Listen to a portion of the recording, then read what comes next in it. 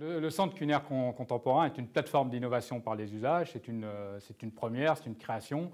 Ça a été pensé comme un living lab, un laboratoire ouvert qui crée des situations d'usage et qui fait interagir les publics, les consommateurs qui deviennent acteurs, c'est pour ça qu'on les appelle consommateurs, les utilisateurs professionnels, les experts, des communautés interagissent en son sein pour favoriser l'accompagnement de l'innovation alimentaire.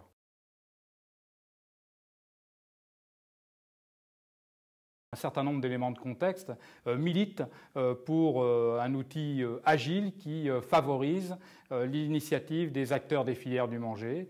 D'une part, un constat avéré, 50% des produits mis en marché aujourd'hui n'existaient pas il y a 5 ans. 50% des produits mis en marché aujourd'hui ne seront plus en marché demain.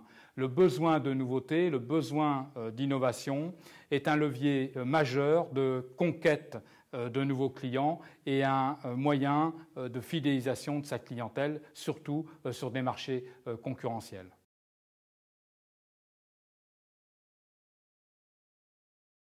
Pour accompagner l'innovation, le Centre culinaire contemporain s'appuie sur 3 leviers prépondérants. Une boîte à outils, et cette boîte à outils a été pensée comme un lieu qui permet d'accéder à un certain nombre d'infrastructures, donc à la fois des laboratoires de R&D, de tests, d'analyse sensorielle, d'études d'opinion, un studio de création, un amphi digital, des salles de réunion, des bureaux d'accueil, donc une multitude d'outils accessibles. Et puis ça a été pensé comme un centre d'affaires thématique autour des filières du manger, et on retrouve donc des partenaires qui occupent ces lieux, soit en étant co-investisseurs, c'est le cas de l'école des maîtres crêpiers, ou soit en étant locataires, c'est le cas de l'Association bretonne des entreprises agroalimentaires, du pôle chaîne alimentaire de la CCI, de la Fédération nationale des industriels laitiers, et un certain nombre d'autres partenaires qui louent des mètres carrés et qui ont plutôt des activités complémentaires aux nôtres. On dit qu'ils sont experts associés.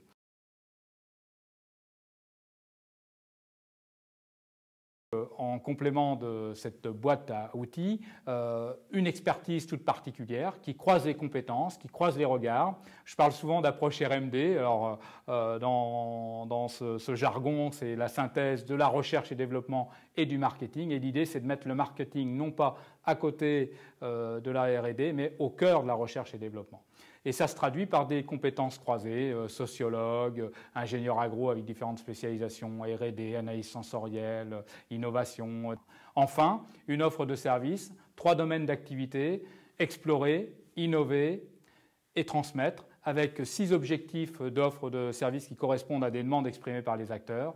Décrypter les usages et les pratiques, c'est-à-dire comprendre ce que l'on met en œuvre d'un point de vue de la conception culinaire, questionner les imaginaires associés, les représentations, les opinions, qui donnent à penser en quelque sorte les manières de faire, générer des idées, et ces idées, elles servent à 2 choses. Elles servent d'une part à innover, et auquel cas on est en capacité de créer des nouvelles solutions, de mettre au point de nouvelles recettes, de nouvelles formulations de produits, mais aussi de tester en grandeur nature les produits ou les idées proposées. Et ces cartographies de tests correspondent à des évaluations en termes d'usage, de nutrition, de goût ou d'opinion.